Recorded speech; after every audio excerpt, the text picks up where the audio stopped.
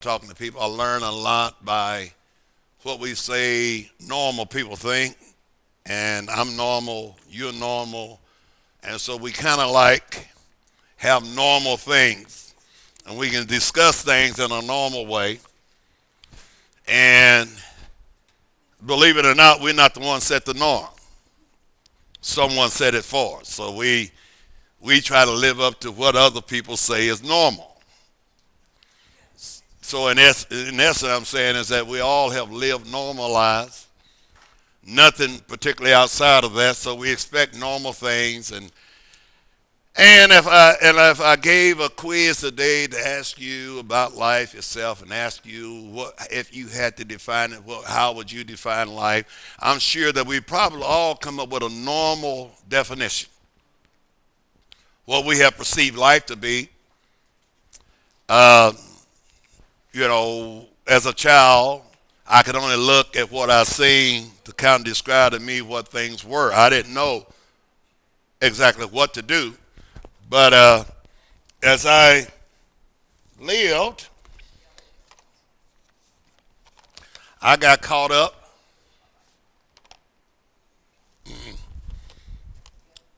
No, I was gonna give you one, but I don't have that.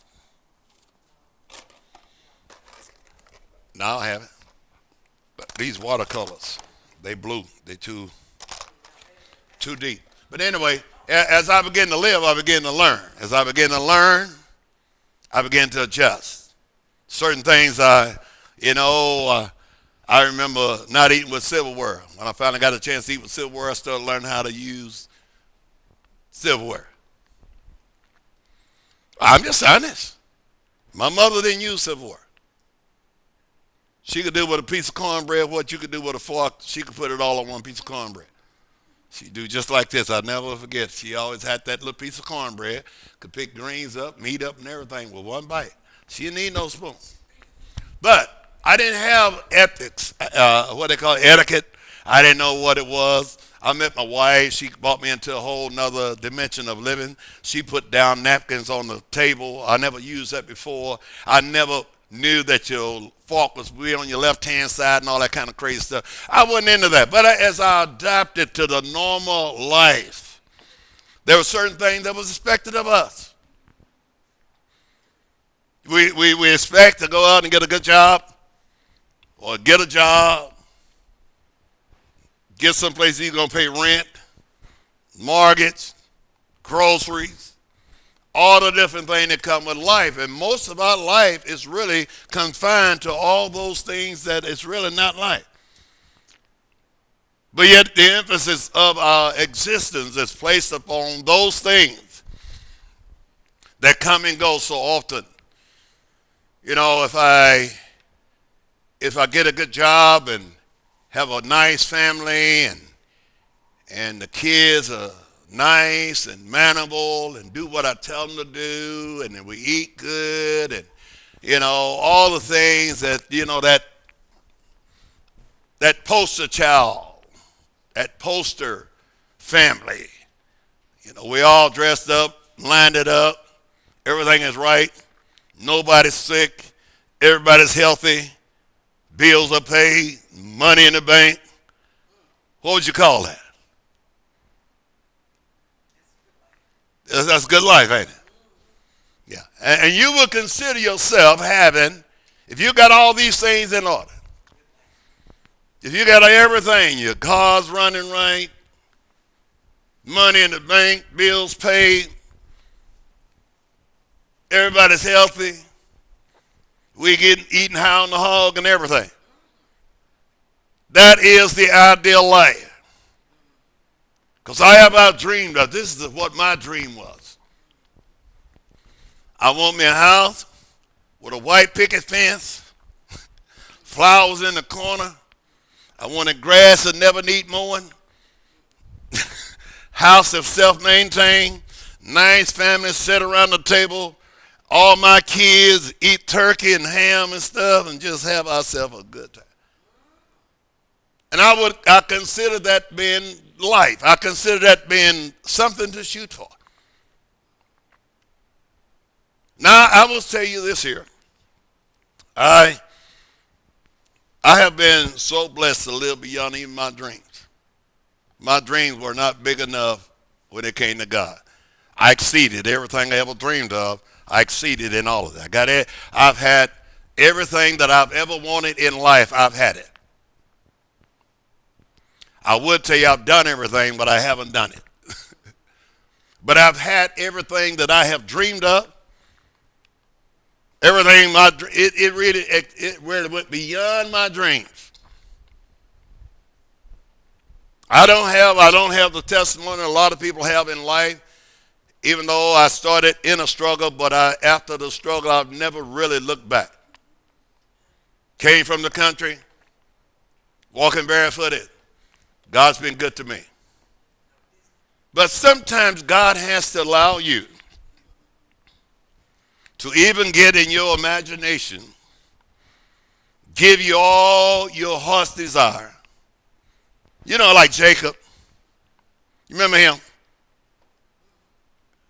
God allowed him for 21 years to he was getting everything. He was getting more cows, 2 wives, 2 concubines, kids. He had it all. Living good. Lamb chops for breakfast. But then God created disturbance. Have you ever felt like you was too blessed and then all of a sudden disturbance came trying to mess up your blessing? Huh? You ever felt like that? Just when you're going good, just when everything was going good, your blessings is coming. I mean, you're getting more cows every day. But then disturbance came.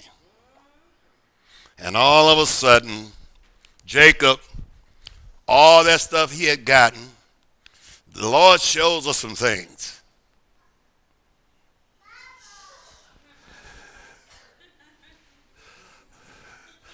Don't mess it. That's my family tree there, baby. I know that. They're my young prophets coming up. Yeah, they love Paw. But anyway. But see, just when he got everything that you would want, that you and I would want in life, everything. What more could Jacob want? Nothing. And just when he got it, just like he liked it, guess what? And then God calls him. Time to go home. What do you mean? Can we just stay here where we at? I'm amassing money, I'm amassing wealth, I got my kids. Can we just stay where we are? But the call said, it's time to come back home. Now he wanted to come home with all those things that God done gave him. See, God don't need nothing that you got. Hello? He don't need nothing you have. He don't need your car. He don't need your bank account. He don't need your house. He don't need any. But I tell you what he wanted. He wanted Jacob. And generally what happened with us in our walk and our life, we would rather give God anything but us. And we'll will it down. Notice what Jacob does. When he comes to Peniel, and he's got all his family with him, and he finds out that Esau is headed his way. He finds out that his enemy, God seemed to be putting him in a trap. Because he done lived all these years without an enemy. He ain't fought nobody, ain't done nothing but sat back and got fat. Now, all of a sudden, God calls him. Not only does God call him, but he getting 2 messages. God is calling and the enemy is coming.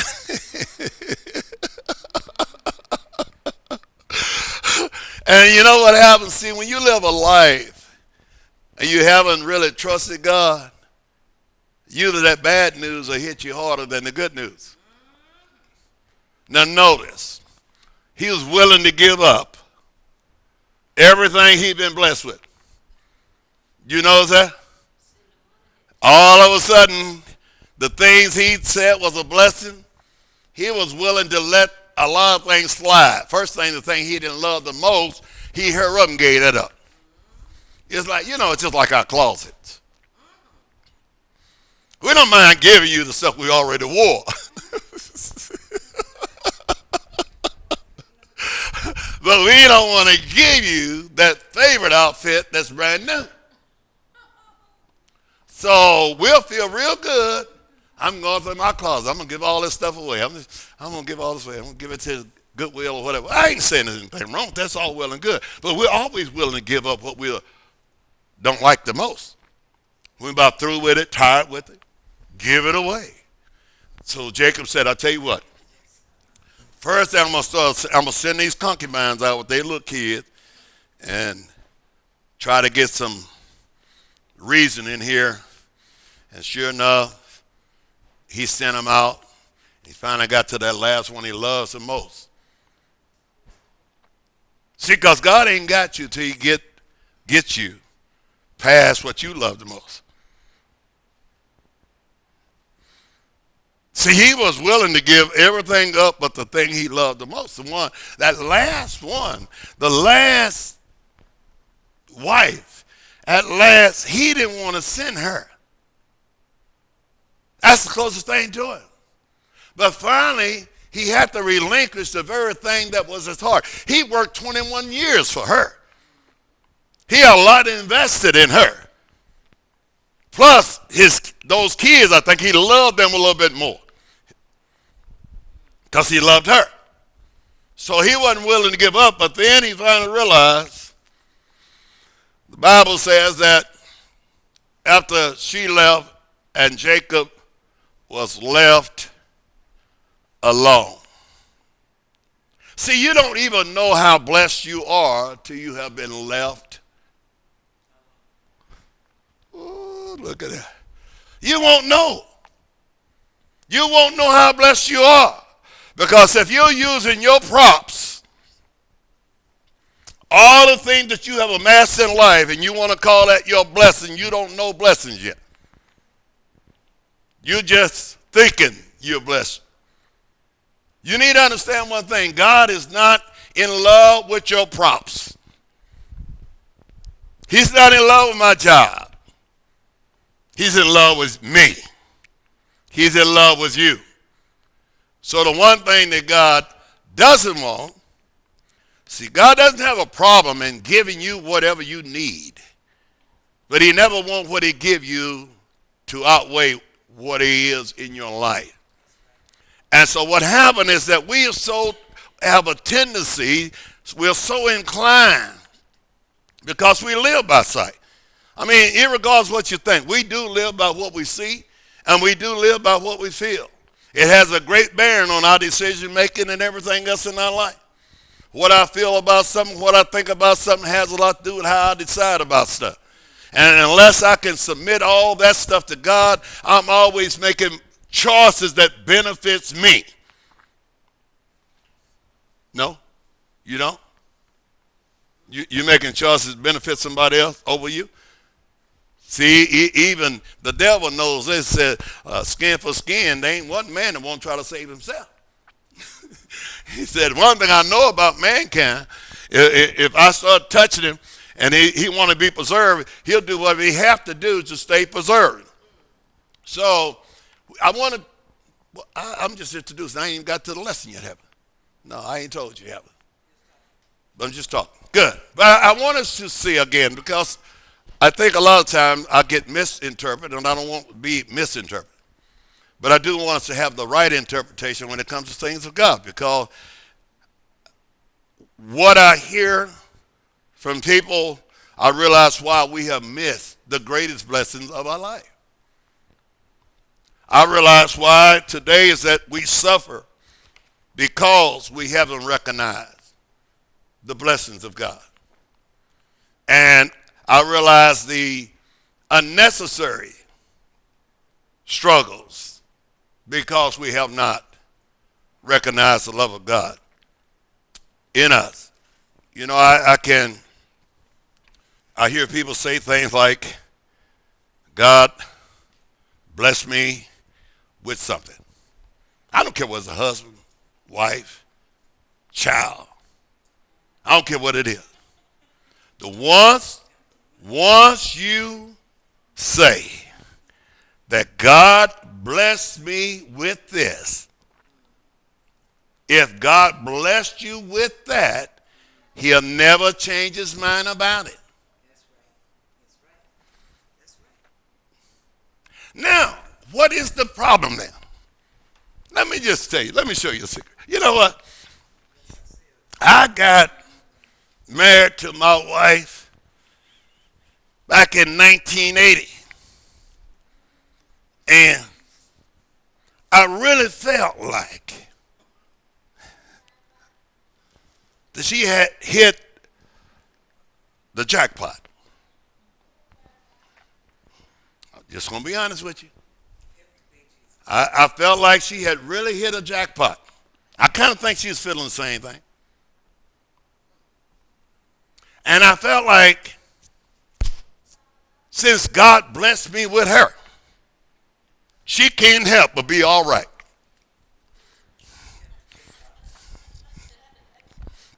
Yeah. And don't get me wrong, because I had reached a place in my life where wasn't nothing going to happen unless God was going to let it happen. And I meant that. I told her the day we met, I said, if we get down front in the day of the wedding and I hear God tells me to run, I'm gone. And I meant that. But I believed that God had blessed me with her. And so, when you know, we get married. I can't figure out why would God give me somebody that ain't thinking like I am. You understand? Can you understand? Well, see, Brother Paul, I'm thinking that God done gave this woman to me as a blessing. And I can't understand why her brains ain't functioning like mine. Because in order to be one, she need to be thinking like me, right? I said, she need to be thinking like me. If God blessed me with her, and we're supposed to be one, because this is what we're all going to hear in the Bible. Y'all supposed to be one. So if God blessed me with a wife, and we're supposed to be one, I'm trying to figure out what's wrong with her thinking. So, being how that I is the head, I know that God is going to bring her around to think like me. I never forget. Never forget. You know what? I had to go to God and talk to him about this. I had to tell him some things. I had to go to God and kind of remind him of some stuff. And I said, God, this is the woman you gave me. And I said, I need to tell you some things about her. Because she need to be straightened out. I think she may be talking to the devil. Nah. Nah. Seemed like she was hearing voices I wasn't hearing, you know what I'm saying? Because we wasn't getting on the same page. So I went to God to ask God about this blessing he done gave me that was supposed to have no sorrow. And I'm very frustrated with this blessing. Because I cannot understand how can she be so dense upstairs. God had given her such a brilliant man or such a brilliant mind. Why could she not get on this page? And then you know what happened? Don't ever talk to God about somebody else.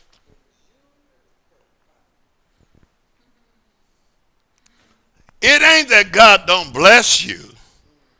But what you need to understand, you need to discover how he has blessed you. See, I watched too many Hollywood romantic movies. I've always been a romanticist. I wrote poetry and things like that. I was always soft music and things like that, candlelight. That was me. And I'm thinking, man, when I find the right woman, this is it. We're going to have candlelight dinners, going to ride off in the sunset, enjoy life. Boy, was I, man, I missed something. Well, I ain't talking about no babies. Forget that. I ain't talking about kids. I'm just talking about the real picture.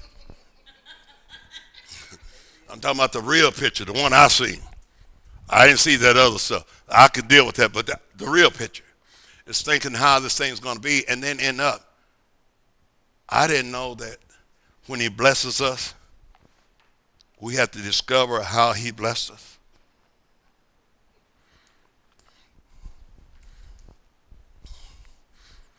Because see, if you've been watching Hollywood, you got a mindset that don't work.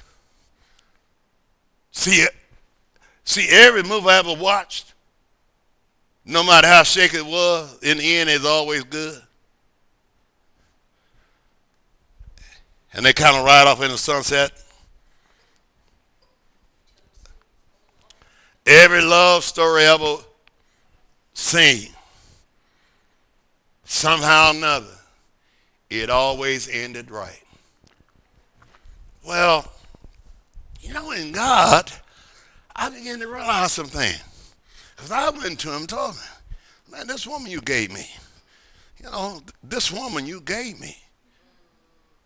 And I'm trying to figure out why is you giving me this kind of woman knowing what kind of man I am. Do you know what happened? You know what he done? He told me I need to change. He told me I need to change. What do you mean, God, I need to change? I need to discover the blessing. Because in everything in your life, if he gave it to you, it's a blessing in it. Wait a minute. Man, all thing they do is give me a headache every day. There's a blessing in it. Oh, there's a blessing in it. Let me just read now that we've come this far. Let me read some text to you so we can kind of put this in some kind of perspective. Ephesians chapter 1. We read it before, but I got to read it to you again. Because sometimes when we read these things, no matter what the Bible says, we have our mind made up what we think it ought to say. I want us to read this very closely and slowly. Ephesians 1 and 3. Blessed be the God and Father of our Lord Jesus Christ. Stop. You stop there now. Because there's a comma. In which now I ain't going to tell you about the blessed, but what you got out of this. There it is. It says, who hath done what now? Us. With what now?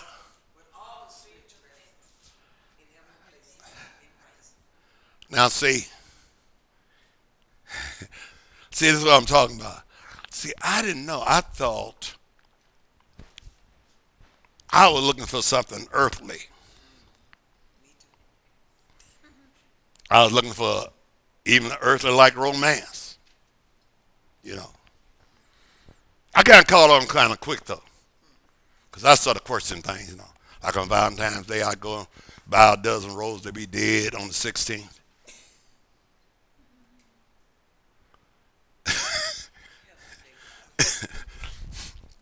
Yeah, I said, that's now. Here I am buying all these roses, the dozen roses, and I will put them in the vase for her, And she said, oh, you bought me flowers. She would feel so blessed. 2 days later, they died. I had to come to terms with some things.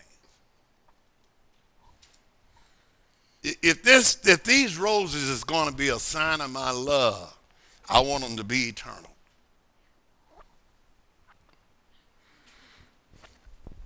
Yeah, now what I'm about to tell you now this is really profound.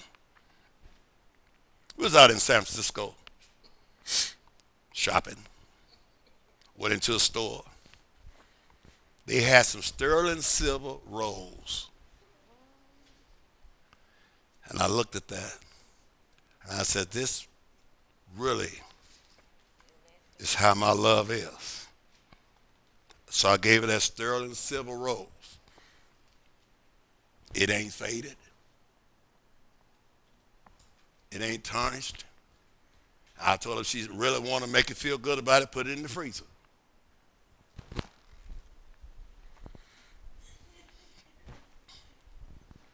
Because I realize there's some things that we even try to call love today, it's not eternal love.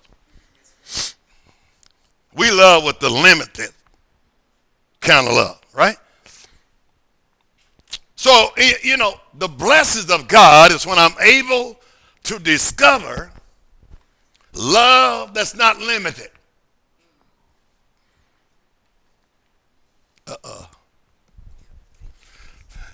See, he gave me purposely. I realized they purposely blessed me with somebody that I had to discover love through. Because I'm not going to lie to you. Them first couple of years, it was like, wow, she was slamming doors every time I look around. She didn't want to hear what I had to say. She called her mama. Mom, he's crazy. She said all kind of bad things like that, but I mean, we got to discover some things. I need to discover, see, most of us have not really lived in the blessings that God has blessed us with. I have blessed you with all in heavenly places. We want to keep relationship on an earth plane. That's why we get in trouble. Because what God wants me to bless you with don't come from earth. So here I was I felt kind of like, what can I say? Well, I've been like Tarzan coming out the world, beating the chest, swinging on the vine. Oh,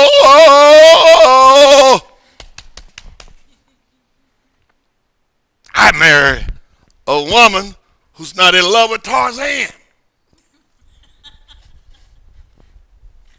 She didn't want to be Jane.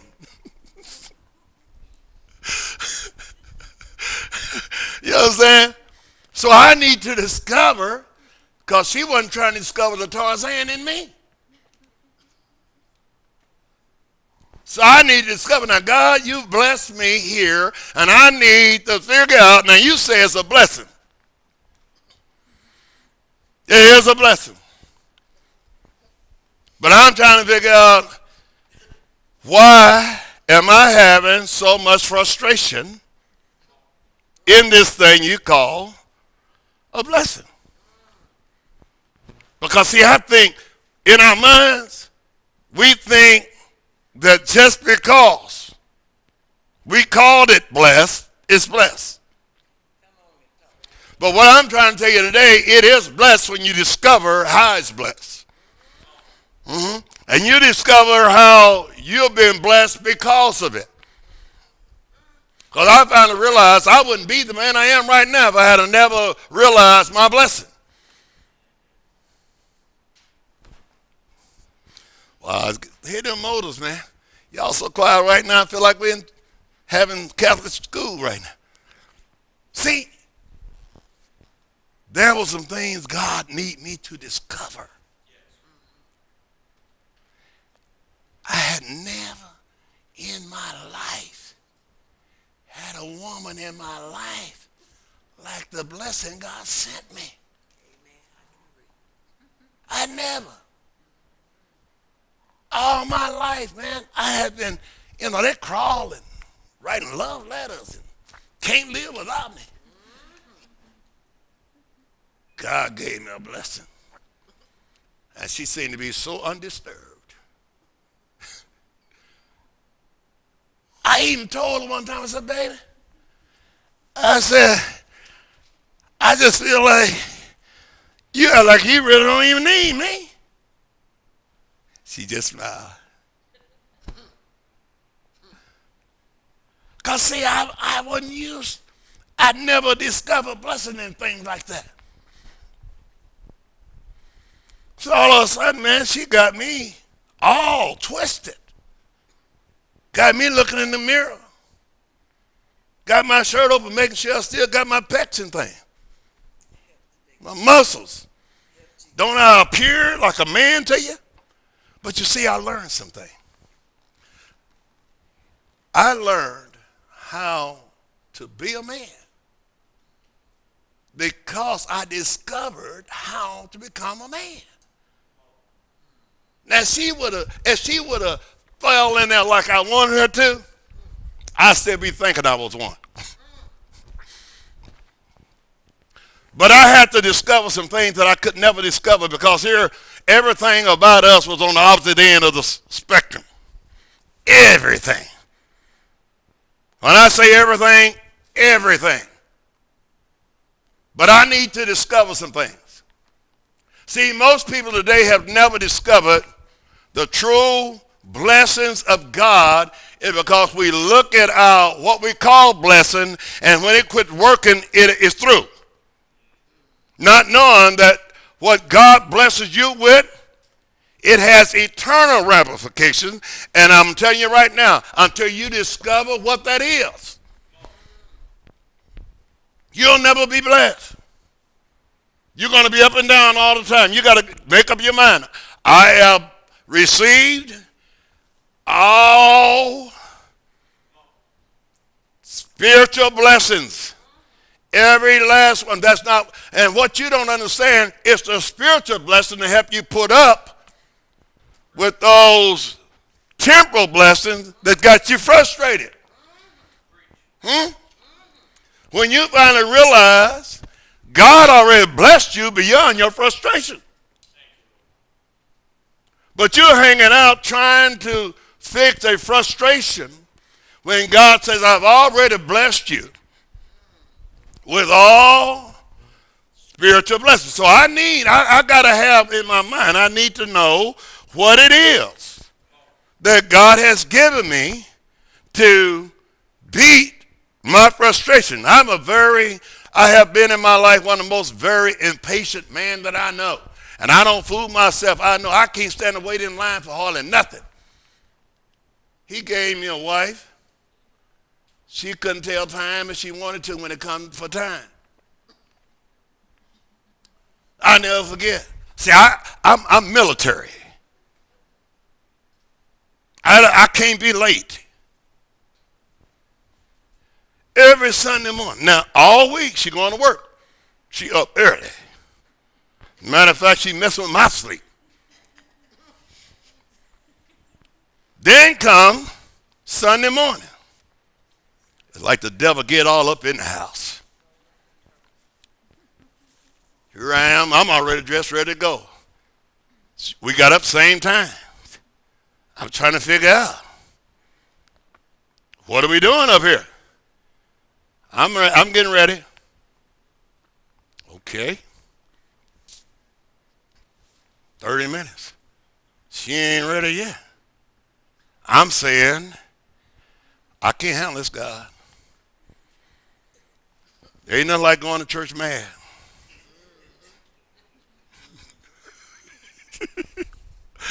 Makes for bad service that day. And every Sunday morning, you know what she would be? late. So I don't know what it was God told me or was it just me. I got so frustrated that I'm going to solve that problem. So I got up that Sunday morning and I say, honey, don't worry about getting ready early. I said, I'm going to leave you $5 for a cab. And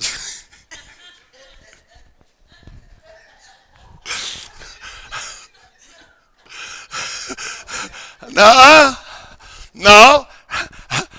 I say, I can't go to church frustrated. I can't get into the service. I can't, I'm leaving here and we ain't even talking all the way to church. And then we got to get here and you're going to be hollering, praise the Lord. I don't feel like that. I've just dealt with a situation. I'm coming in late. I don't like being late. I don't like running up to the pulpit. I don't like running into a classroom. I don't like that. But I had the idea. But you know what happened? She never was late again. I just had to offer it. Because I told her what time I was leaving. And if she wasn't down there when I got ready to leave, I was leaving the cab money. I can't go to church in no cab. If you don't ride with me, you're going to do one or the other, cab or walk. Now, I know that sounds kind of cold, but see, I got to learn some things. See, I'm trying to learn some things. Because, see, for a minute, that's like a Band-Aid on my impatience. But, see, God ain't through. He ain't through. He will not let you live with a Band-Aid on your problem. He's going to cure you. He is going to heal you. She never sped up to this day. But God was able to give me some spiritual blessings to help me to put up with it. You understand? Sometimes we're too quick to make decisions based upon our temporary setbacks. And we think that if we can get out our temporary setback, we're going to be okay. No, you're not. No, you're not. You ain't going to be all right. It's going to come around again. Because what I realized, what he blessed me with was to help me to discover some things that I would never have in my life without discovery. It's funny how people can get real saved and talk about saving the whole world, but can't save the one next to them. Huh? Isn't it strange? Oh, man, we need to preach the gospel to the whole world. The whole world needs to hear the gospel. No, you ain't going to believe this now. Love thy neighbor.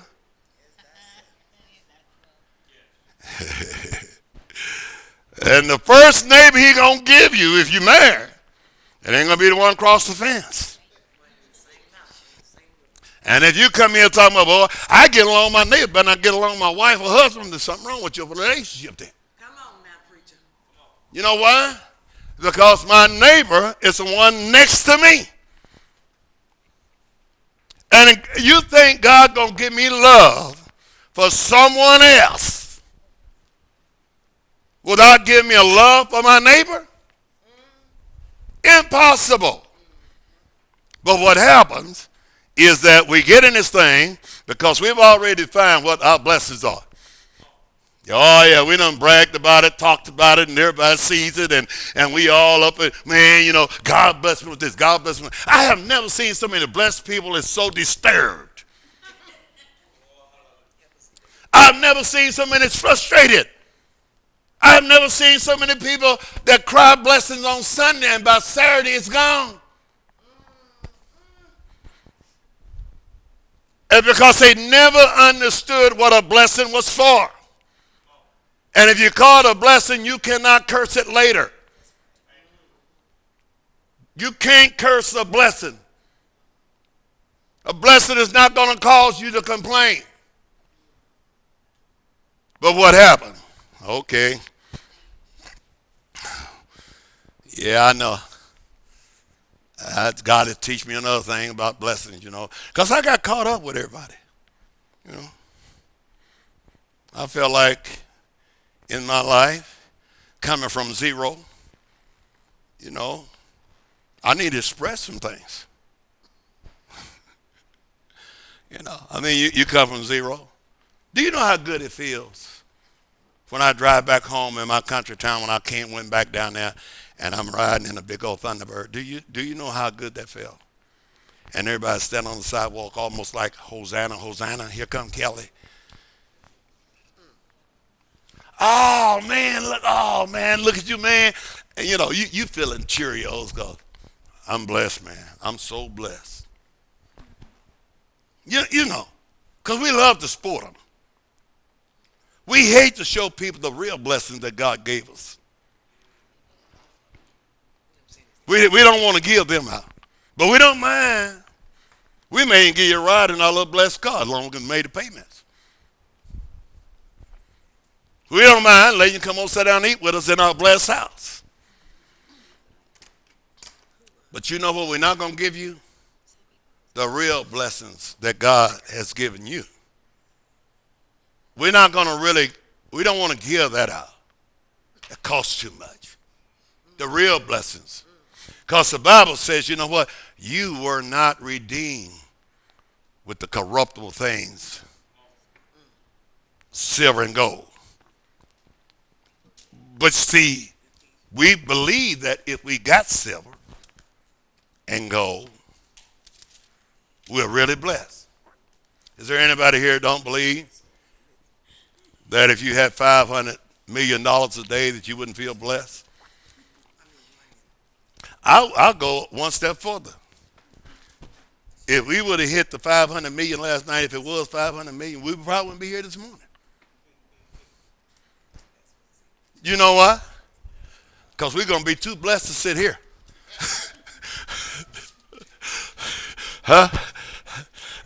Hey, that's a tall cotton blessing. And when you get blessed like that, you can't go to church for a whole month, at least a month. You got to see the world now because God done finally blessed you to see this whole wide world. He wants you to get on a ship and go to Japan and China and get the coronavirus. I'm just saying. Because once you started getting that kind of stuff, can't nobody even touch you. They couldn't tell you wasn't blessed. Ain't nobody can tell you ain't blessed. Only nobody can make you recognize that is God himself.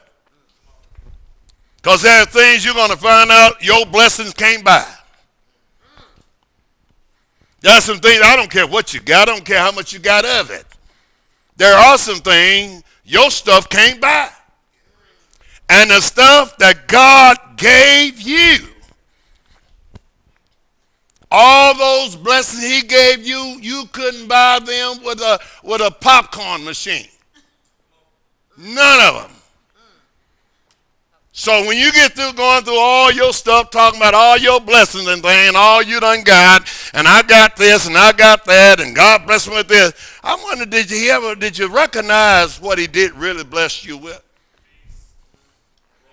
You understand? Like I said, I am tired of people's blessing disturbing their peace. I'm tired of seeing people talking about how blessed they are and they're sorry. I've even heard people say, man, God bless them with a job. Well, why are you complaining? Oh, I don't feel like going to work. Oh, yeah. What kind of job did he give you? Huh? If you tell me God bless you with a job, you ought to be getting up every day thanking God, I got a job to go to. Hallelujah. Because everything you're doing as unto the Lord. You claimed all this stuff. That's why the world is confused today. They don't know what a blessing is because we'll get up one day, whoa, God really blessed me. Praise God. Y'all pray for me. Y'all pray. Pray that God will help me keep that blessing he gave me last year. If God gave you that, you don't need nobody praying for you to keep it. That's right. That's right. That's right. Amen. Oh, man, I'm just saying all the wrong thing. Now, if God gave it to you, why do you call me to pray for you to keep it? Lord help Jesus. Huh? Does that make sense? Huh? God gave it to you. He didn't tell me nothing about it. And now you come to me telling me you want me to pray that you keep it. You need to go to the one who gave it. Right? If God gave it to you, guess who you talk to? God gave me my wife. I believe that to this day. Because the same voice that called me to preach was the same one who told me to marry her. And so if I quit preaching, that means, Pastor Wilson. I'm just trying to tell you. See, that's what gets me confused about people. They can hear God on certain things, And not all things. but they can't hear God on all things.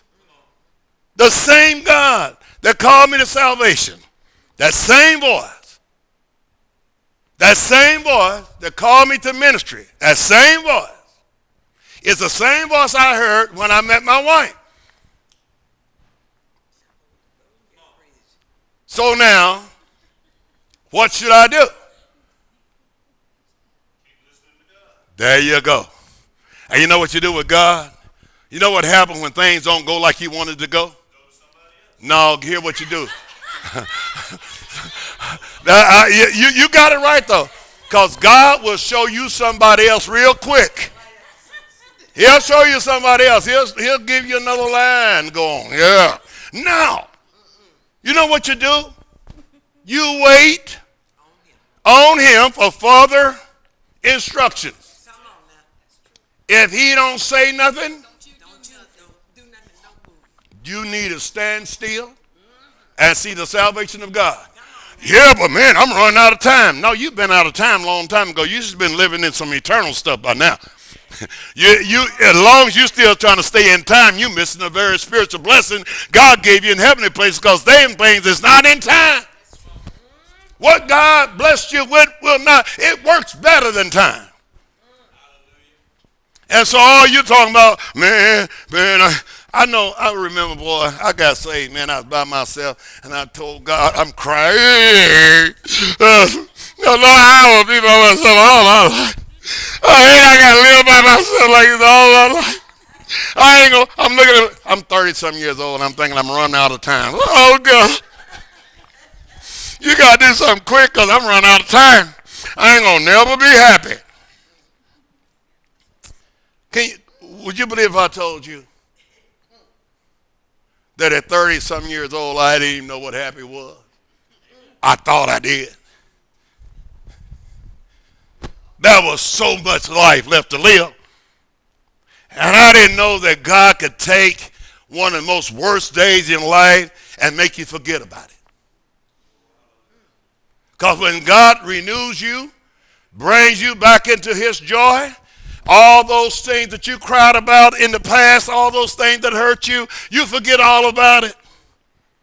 It's so crazy with me that I used to go back and even hope that I could have one of them crying nights. I used to love them. I felt so clean when I got through crying all night like that. Yeah, God, it ain't fair. It ain't fair, God. Everybody got somebody me. I never forget that I used to really go home because I'd never been alone. I'd never been by myself. And here I am sitting here with a dog and a son.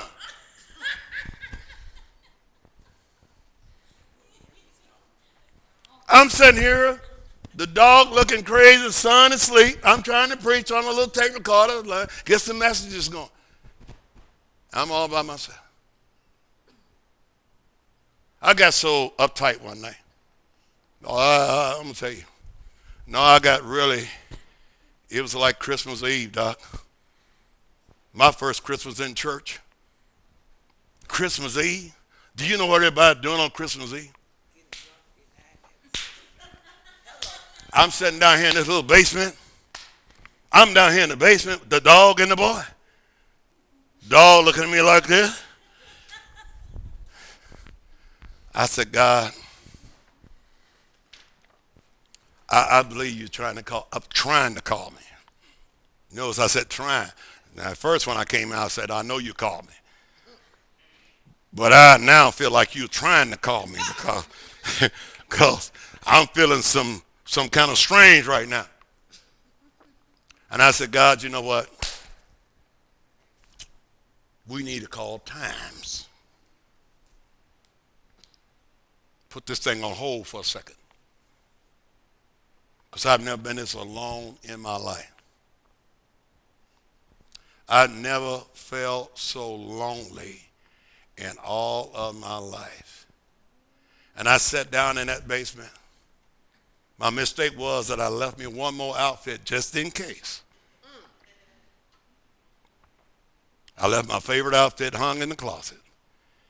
And I got to thinking, you can still wear it. And you ain't gonna believe what I did to it. Put it on. Had my little jacket on. Looked in the mirror. Hadn't cut my hair all off yet. I raked it back a little bit. And I got in my car. See, loneliness is a disease. And if you ever started feeling lonely, it can really mess with your head. See, God had to describe to me what it meant to be alone versus loneliness. So I get in my car. I said, God, I just let me have one more night of fun. I'll be right back. I got in my car. God knows. I was headed straight to the club that night. I pulled into the turning lane, and my hands froze. Couldn't turn the wheel. Couldn't do nothing but sit there and cry in the turning lane. I said, God, this is not fair. You won't give me no fun, and you won't let me have no fun. But I drove on past. Went all the way out to Lakeshore Drive, came all the way back around, crying all the way. Went in the basement, took my clothes back off, crying on the bed. But you know, to this day, I'm glad one thing, I discovered something that night. See, I discovered that what I was trying to give into was loneliness. God wanted me to discover that you're never alone when you're with me. I didn't know that. See, because all I knew was what my life was. But that night, I discovered one thing. Because God was with me more that night than I had ever dreamed he'd be with me. I didn't even get the type of conversation that I had with God till that night. He began to show me and tell me, man, I got you. I said, but God ain't going to never be happy. It's funny how we let little moments in time mess up our whole destiny because we couldn't deal with it at that moment. All the while, all these things were teaching moments for me because God needed to help me see one thing. You know, I've been with you all the time. You ain't never. You may be alone, but you'll never have to be lonely. Don't ever get in the disease of loneliness because you become hopeless. And they say, you know, you feel like you're all down in this tunnel all by yourself, all by your loss, and nobody cares. The one thing, God, if all the world, when you read the Bible, say if the whole world's against you, God is more than the whole world against you. I need to discover that in loneliness. How big is God when I'm alone? Because I don't ever want to feel that disease again. Ever. So if you see me alone, you can be sure of this. I'm not alone. I'm never alone. God said. See, a lot of these scriptures we quote, we ain't discovered them yet. I will never leave you, nor, boy, you ain't discovered God till you discover that. And in that discovery, it wouldn't matter what happened because you know one thing. They may be gone, but he's still here. Nothing People can't even talk him out your life. Can't nobody make him leave out your life. I don't care what they feel about you. Jesus said, I'll never leave you nor forsake you. Lo, I am with you. See, it took that experience for that to become real to me. It's because I thought being with people kept me from being alone.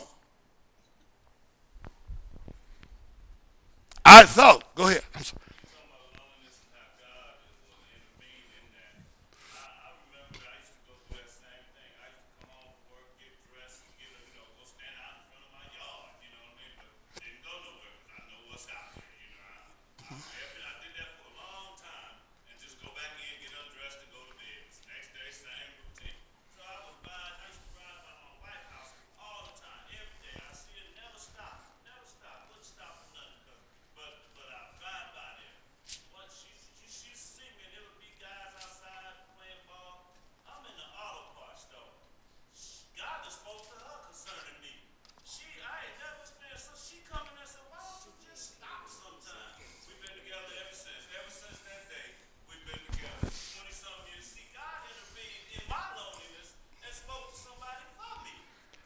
Well, see, what happened is this. A lot of times when you get lonely, sometimes people make lonely choices. And you don't want to be diseased looking for a man cure. You got to get a God cure.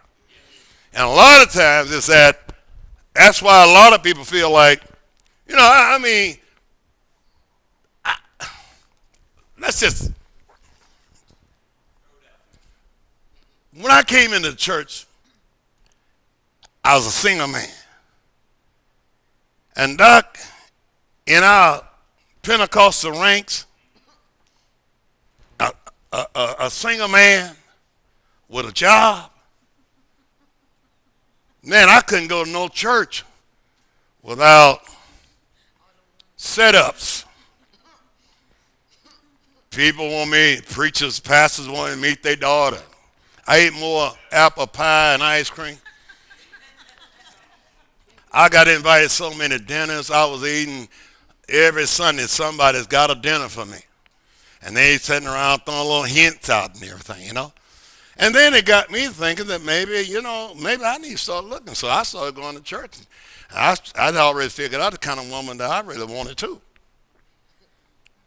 I went to one church, the girl playing the organ, man. I said, that's her. She's single too. And they was trying to hook us up. I'm saying, man, she playing the organ, I be singing, boy, we can be cutting up. I'm thinking all this. So, I probably shouldn't tell you all this, but I'm going to tell you anyway. She had the church on fire. Girl could play the organ.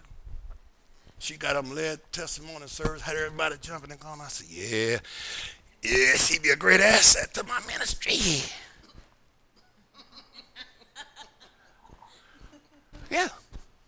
Yeah, that's what I said. I said, see, I felt like back then I was going to be called to be an evangelist, so I'm saying I need her to help catapult my ministry, and it won't be long, we'll be famous. Man, we get some of the messed up ideas. Huh? When God says my ways and my thoughts, well, we think so low. All I could see was I wasn't getting something that's going to complement the ministry and all that, and not knowing that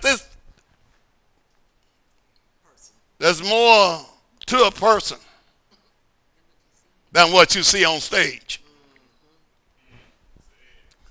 So after church, she was having a thing in her house, feeding. We was out of town, so they're going to feed us. And I already know what that's about, you know what I'm saying. They trying to make some setups. You need to get to know her. Well, what was up there was not where we were. I'm sitting out here minding my own business. They talking some stuff I could not believe. Now, I'm thinking, maybe I just need a part-time wife. Pastor Wilson. I just need it for church. I don't need it for nothing else because what she's talking after the church, I didn't need it for that. No, I'm just telling you the truth. All right? But she just, when I seen her in church doing that organ thing, she almost made me dance, and I never was a dancer like that. I felt like getting down.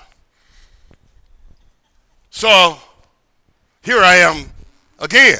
See, when you get lonely and sort of entertaining loneliness, I've seen people make some of the most stupidest mistakes in their life because they ain't thought it through and they ain't prayed it through.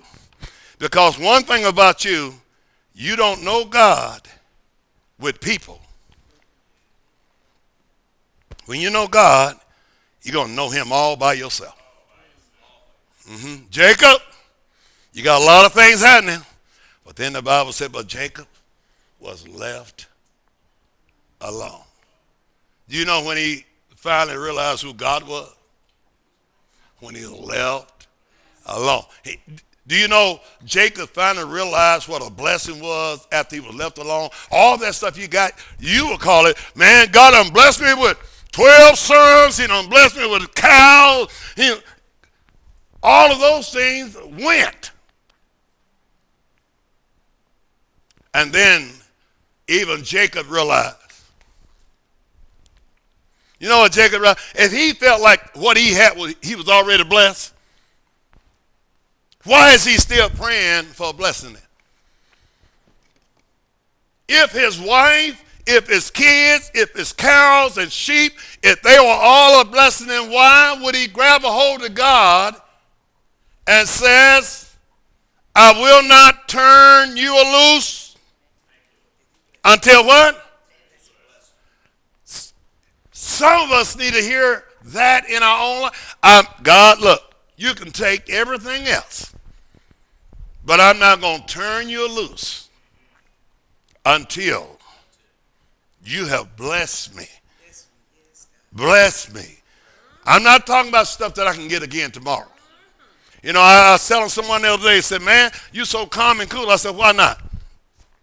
Said, well, you know, somebody borrowed money from him, what I'm going to do to him and all that. I said, look, the only people that get upset with money is people that think they can't get no more.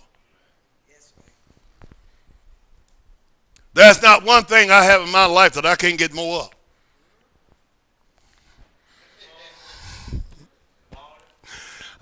Here we go. That's why we got a bunch of stingy people. I ain't talking about money now. I'm just talking about just being stingy with stuff you're supposed to be giving free. Huh? Freely you have received.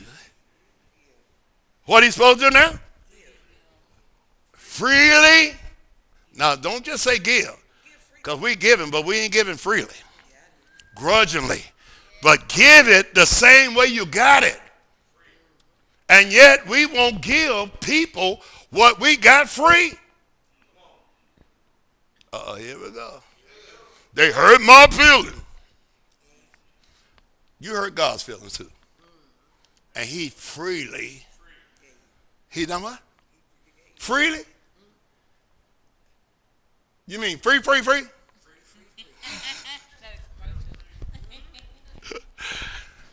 Why is it then that you can't do the same thing? Can you see what happened? See, God knew one thing when he told Adam. He said, look, you are all that and more. But there's one thing I can't stand. You've been by yourself like that because it ain't good. You know why it's not good? Because you never learn how to give freely what you receive. Love kept is not love. At all. Well, you know, I don't think they deserve all that. You know how many people like that? Let's keep looking this way. Well, they don't deserve my love. Please. slap yourself. Please. Slap yourself real hard. If you got somebody in your life that you feel don't deserve the same love God gave you, slap yourself silly. If you think someone has done something to you in your life that's so horrible that you cannot forgive them, slap yourself now. You know why? Freely you have received. God didn't make you fill out no application for his forgiveness. He asked you for a resume on all the good things you've done since you got forgiven. Because we'll tell him the good things. We'll tell him the things we feel like we deserve. But he never asks you. And you know what God expects us, you know what he expects us to do? Yeah, I know this is hard, man. This is hard. Sometimes, man, I hear people moaning and groaning in their spirit. Oh, no. You know what God expects me to do? Expects you to do? To give those things that you got free. Huh? Yeah, with the same, well, matter of fact, is that you're a fool not to give it in the same measure. Because whatsoever you mete out or measure out, guess how it's coming back to you? You know how come you see so many Christians feel loveless? Huh? They ain't giving none out. And what's coming back to you, same thing you've been giving out to other people. And you can't understand why you feel so unloved. Whatever you meting out is coming back to you. Oh, God, help me. Lord, have mercy. And we act like, man, I don't know what's wrong. Let me tell you what's wrong. Huh? You just getting back. See, what we may fool each other, but you ain't going to fool God. Okay, you ain't going to fool God not one second. And you can act like you're doing it with your whole heart all you want to, but God, it's coming back to you the same way you done it. And so if you didn't do it like you said you done it, don't worry about it. We're going to know after a while. We're going to know. Man, I gave my whole life to God. You ain't got to tell me. You ain't got to tell me none of that. Because you only going to get back what you gave her. That's right. That's right. I gave my whole life to God. No, you haven't. You only gave him the part that you want him to have. That's why you stand on the blessing he gave you to have. Because, see, if you really understood this thing right now, hey, you know what? You'd be casting your bread up on the waters. You'd be throwing it out in abundance. You wouldn't be throwing crumbs out. You'd be throwing loaves out. Because you know why? Cast your bread up on the water. Not many days, it's going to come back. You ain't going to believe how it's going to come back. It ain't coming back like you sent it. Huh? God never gives you back what you sent. If you take a couple of fishes and a few loaves of bread, feed 5,000 people, all the boy had was a lunch sack. So it ain't coming back to you like you sent it. It's going to come back even greater. You can't plant one seed and get one seed back. You plant one seed, you got 1,000 seeds. 1 ear of corn, I don't know how, I ain't never counted those little kernels. With 2 ears on it, I can almost guess that it's probably surely 200 pieces of kernel on that thing. So from one seed,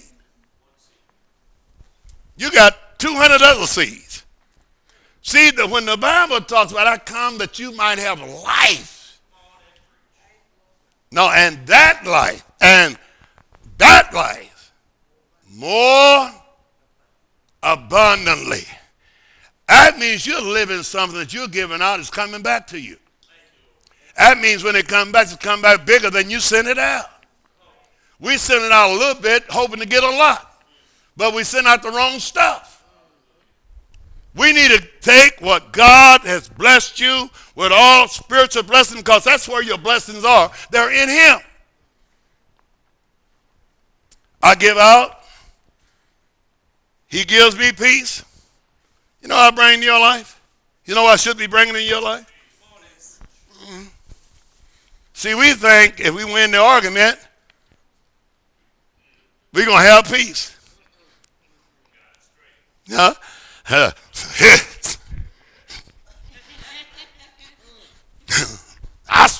I got him straight.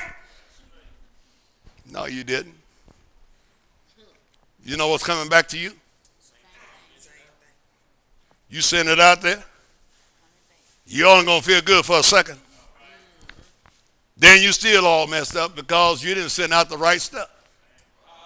You know, it's almost like today, you know, you got people talking about, boy, how they want to be happy. Let me tell you something. Until you get happy with Jesus, you ain't going to never be happy. Don't cause nobody else no more heartaches. Quit hurting everybody else. You get happy in Jesus. First and foremost, because there is no other happiness that I know of. None.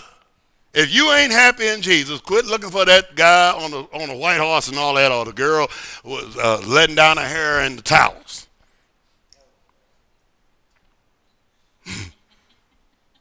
Don't bring your unhappiness into somebody else's life.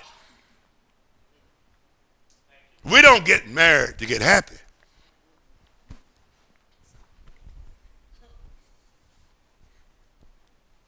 I wish they would tell me that.